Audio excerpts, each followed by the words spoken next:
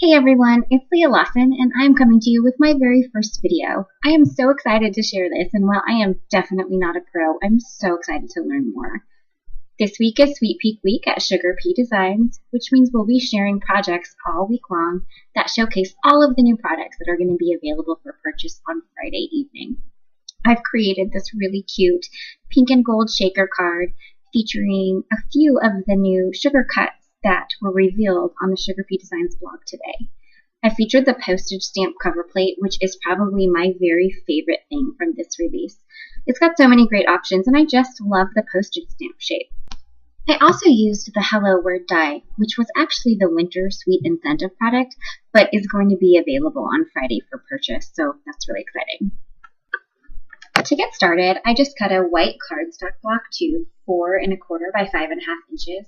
And then I started blending these Distress Oxide inks in an ombre gradient fashion. I used the Worn Lipstick and Tattered Rose inks from the Oxide collection, and they are probably my very favorite Oxide inks right now. I love pink, I love ombre gradients, and these two just work seamlessly together. You've got that nice, a little bit bolder of a pink at the top that fades into that nice light pink Tattered Rose at the bottom.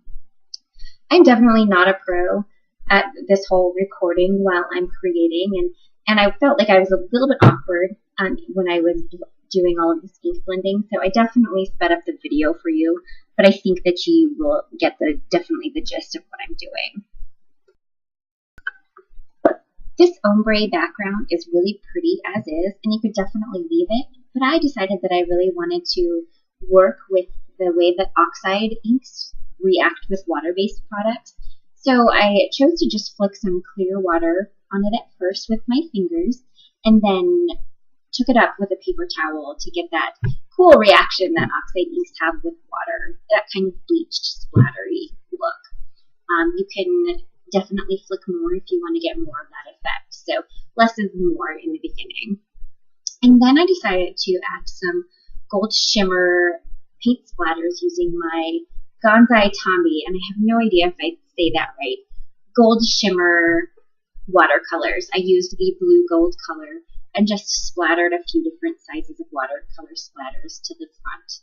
And then the final step on that background is to use some shimmer spray and just spray the entire background. It gives the whole background a really pretty shimmery look, which you'll see better in my pictures at the end. You can definitely use any shimmer spray. I just use my Color Shine because. So next it was time to die cut all of the different elements that I needed to create my shaker card. I started with the large postage stamp cover plate and die cut it from that really pretty blended ink panel that I just made. As you can see, I still use my trusty Cuttlebug that I have probably had for over 10 years. It still works, and I'm a big proponent of use what you have, and maybe one day I'll get one of those really fancy electronic die cutting machines, but until then, my Cuttlebug works just fine, and I likely won't replace it until it actually breaks on me. So next, I die cut the small postage stamp from heavyweight cardstock, and then I just set that aside. One of the final steps was to die cut the Hello Word from gold glitter paper. I used a DCWV glitter stack of paper that I've just had for a while. This paper is really pretty, really shimmery, but I am going to let you know that it is very thin and flimsy, so that is definitely. With that being said, you'll see that I die cut the Hello Word die 3 more times off camera from heavyweight white cardstock, and I'm just adhering them together with my Zig 2-way glue pen. This glue pen is really great because it has a wide chisel base, so it makes adding glue to these really intricate cuts very efficient and quick. And then it also gives you the time to make sure that you're lining and layering the dies together so that you won't have any white peeking out from behind whatever color it is you happen to put on top. Here, I've obviously used gold glitter, but really any other color that you put on top, it works really well to layer these really pretty and intricate dies together. When I was doing that previous die cutting, I totally forgot to die cut the heart window for the shaker card.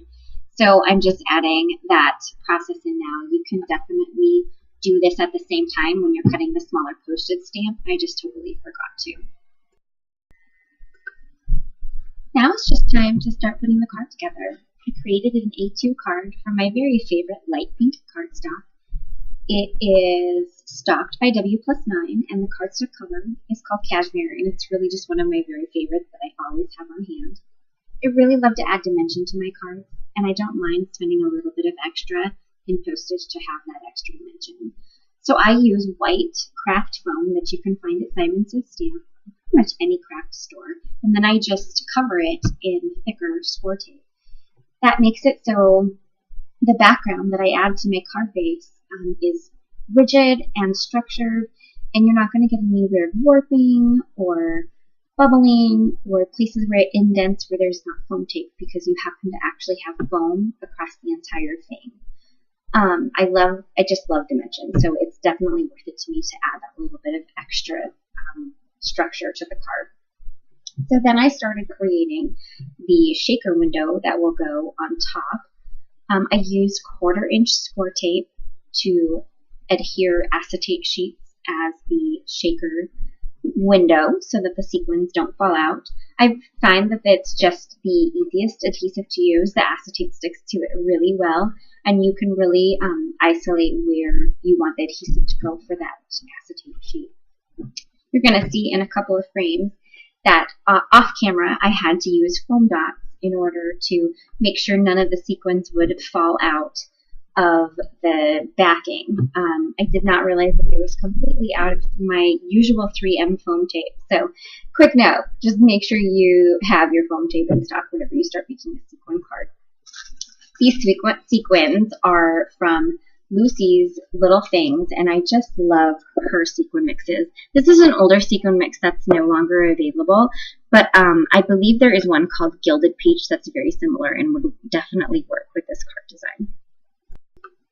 As I was looking at it, I thought the white was a little stark, so I covered up the areas that I didn't want to get splattered, and I just added a few more of the gold watercolor splatters to just give it a little something extra. And then it was time to adhere the sentiment to the front. I decided I wanted to adhere the Hello Word die cut over top of a knot of gold thread. There's not really a technical way to do this. I just wrap it around my fingers a few times and then gently pull it off and place it on the card. I got really lucky and it worked out the first time, but it doesn't always work that way. So if you're trying to recreate this card and you feel like it's taken you a few times to get that perfect knot, no fears, that happens to me most times than not. And then I just used some mixed media glue on the back of my Hello Word die cut in order to adhere it to the place that I wanted on the card front. I like this glue because it gives me some time to make sure that the die cut looks the way that I want, but once it adheres, it is permanent, and that die cut is not going anywhere. I don't like my cards to run the risk of falling apart in the mail, so I like the added protection that adhesive like that gives me. And then the final step to my card, and probably my favorite, is adding my signature jewels tucked here and there. These are iridescent jewels that have adhesive on the back already, and they're in shades of gold, pink, and clear. I just tuck them here and there. I get them at my local craft store, and the one that I put on here, actually, I changed to a smaller one, so it's going to look a little bit different in the pictures. But they're just a perfect little added touch, and they're one of my favorite things to add to cards. That is my cute little shaker card that I have to share with you today. All of these new products will be available for purchase on Friday at 6 p.m. Eastern Time in the SugarPea Designs shop.